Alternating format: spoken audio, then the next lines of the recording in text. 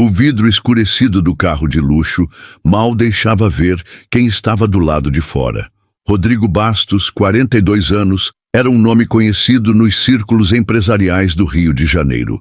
Fundador de uma startup bilionária que vendia soluções tecnológicas para grandes hospitais e clínicas privadas, ele estava acostumado a ser tratado com reverência. Seu mundo era fechado, blindado, escritório na cobertura da Barra da Tijuca, apartamento com vista para o mar, academia particular, restaurante com reserva no nome. Nada em sua rotina o colocava em contato com a vida real da maioria dos brasileiros. Tudo estava separado por muros, seguranças e silêncio. Rodrigo havia crescido em Copacabana, filho de pais médicos. Sempre teve tudo. Estudou nos melhores colégios, passou direto na PUC, fez MBA em Nova York, voltou ao Brasil nos anos 2000 com sangue nos olhos e uma ideia na cabeça: enriquecer. E conseguiu. Mas naquela manhã de segunda-feira, quando o motorista particular avisou que não poderia buscá-lo, Rodrigo se viu forçado a chamar um carro de aplicativo. Só hoje, murmurou contrariado. Digitou o endereço do prédio comercial em Botafogo e pediu o carro. O que ele não esperava era que aquela corrida mudaria completamente sua forma de enxergar o mundo. Quando o carro chegou, um modelo popular, simples, mas limpo, Rodrigo entrou sem sequer olhar para o banco da frente.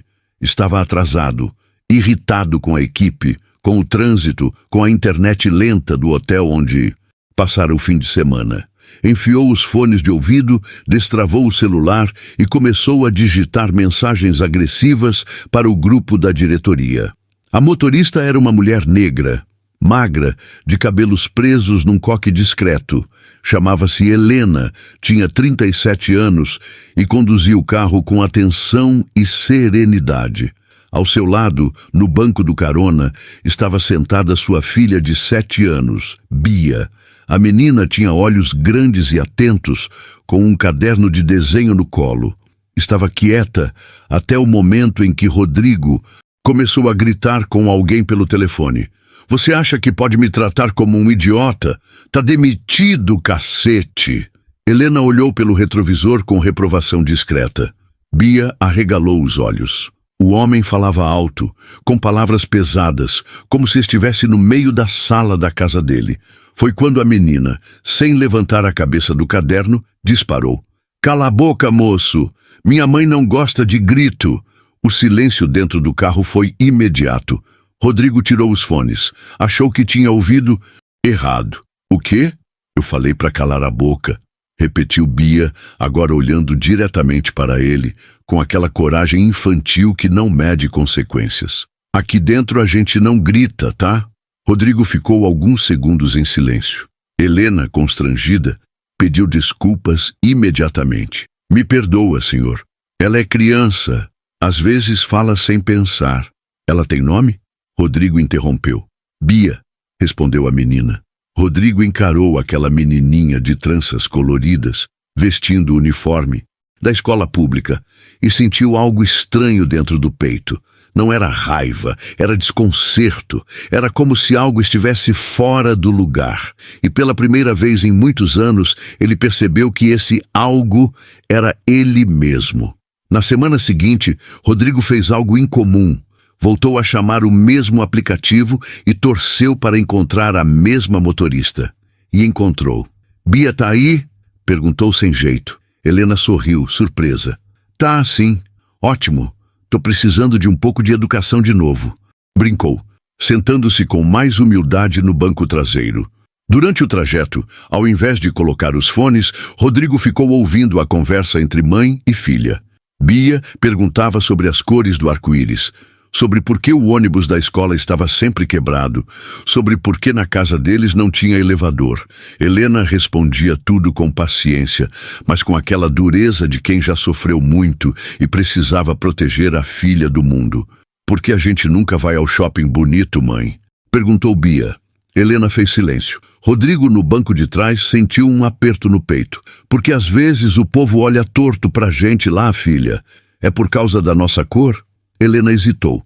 Rodrigo prendeu a respiração. Às vezes é. Ao longo das semanas, Rodrigo começou a mudar sua rotina. Pedia o carro de Helena quase todos os dias. Descobriu que ela tinha sido auxiliar de enfermagem, mas que depois que o pai de Bia desapareceu e sua mãe ficou doente, precisou largar tudo para sustentar a família sozinha.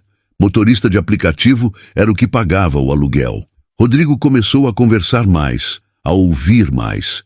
E um dia ofereceu algo. Você já pensou em voltar para a área da saúde? Já, todos os dias. Mas não dá para estudar, pagar a creche e ainda trabalhar. Naquela noite, Rodrigo não conseguiu dormir. Releu relatórios sobre inclusão racial em empresas. Viu vídeos sobre mobilidade social. Lembrou da cara da menina dizendo: "Cala a boca, moço." 2 semanas depois, Rodrigo surpreendeu Helena com uma proposta. "Quero te ajudar a voltar a estudar. Pago o curso. Você não me deve nada, mas você precisa prometer que vai aceitar." Helena recusou 3 vezes. Só aceitou depois de Bia, do banco do carona, dizer: "Mãe, você sempre diz que a gente tem que aceitar ajuda boa." O que era uma boa ação isolada virou uma mudança de vida. Helena passou a frequentar um curso técnico noturno. Rodrigo contratou uma babá para Bia. Aos poucos, ela foi retomando a profissão que amava. Com o tempo, a relação entre eles mudou. Virou amizade, depois parceria. Até que, 2 anos depois, algo ainda mais forte cresceu entre eles. Rodrigo não gritava mais. Bia agora frequentava uma escola melhor. Helena coordenava a ala de enfermagem de uma clínica popular fundada por Rodrigo.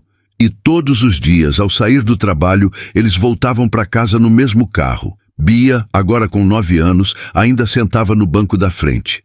Ainda desenhava e ainda dizia, quando Rodrigo começava a falar mais alto no telefone: "Moço, cala a boca, aqui dentro não pode gritar." E Rodrigo sempre sorria. "Tem razão, Bia, tem razão." Os dias começaram a correr mais devagar para Rodrigo. Desde que passara a conviver com Bia e Helena, ele sentia como se a vida, antes tão previsível e sem margem para surpresas, agora o estivesse ensinando a olhar para o invisível. Era como se todo dia viesse com uma nova lição. E, ironicamente, muitas delas vinham de uma menina de apenas 9 anos. Uma tarde, depois do expediente, Helena pediu licença antes de irem embora. "Rodrigo, será que a gente pode passar antes lá no Morro da Coroa? Preciso deixar uns remédios com minha tia." Rodrigo assentiu, sem pensar 2 vezes. Nunca tinha pisado ali. O carro subiu devagar as vielas apertadas, com crianças jogando bola descalças e roupas penduradas balançando em varais improvisados. Homens encostados nas esquinas observavam o carro com desconfiança. Um ou outro reconheceu Rodrigo da televisão. Ele fingiu que não notou. Helena subiu até o pequeno sobrado onde vivia a tia Rosária. Rodrigo esperou no carro, curioso, até que Bia sugeriu: "Quer conhecer a laje da minha avó?" Ele riu e subiu. Lá de cima, a cidade parecia outra. Era como se o rio se abrisse em camadas.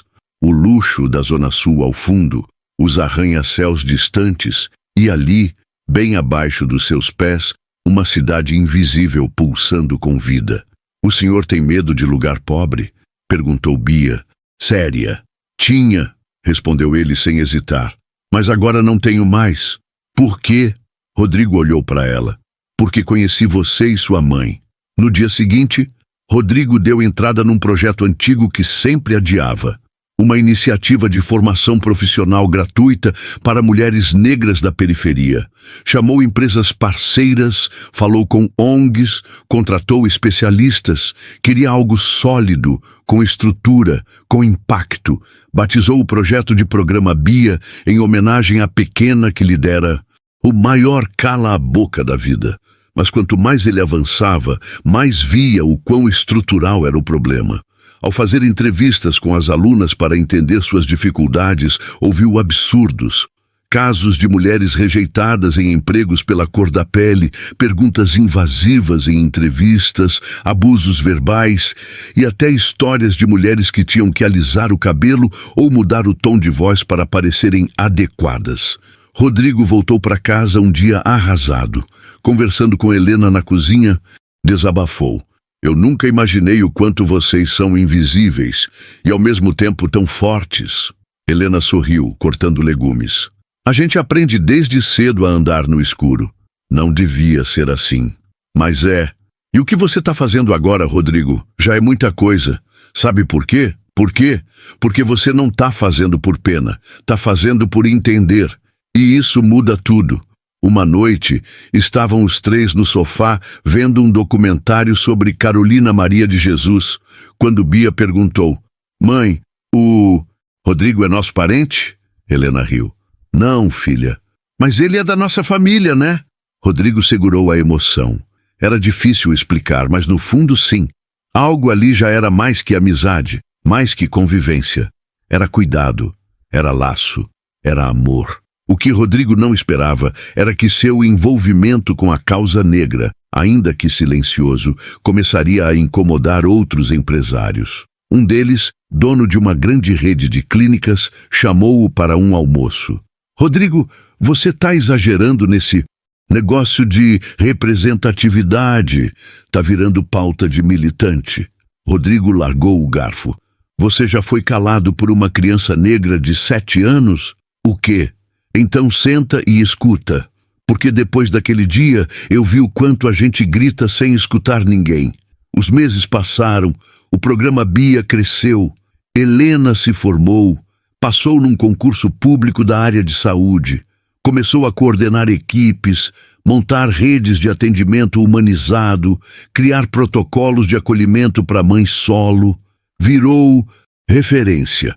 Rodrigo foi indicado ao Prêmio Empreendedor Social do Ano. Recusou. Façam uma matéria sobre a Helena. A história é dela.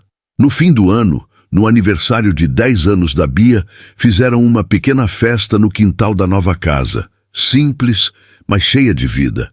Bexigas, bolo, coxinha, samba no fundo. Rodrigo chegou com um embrulho. Isso é para você, Bia. A menina abriu o presente, um caderno de capa dura com uma caneta dourada. Agora você vai escrever a sua história, disse ele. Eu posso inventar? Pode, mas só se for com verdade. Bia sorriu. Então vai ter você nela. Rodrigo se ajoelhou, olhou bem nos olhos dela e disse: e a minha também vai ter você.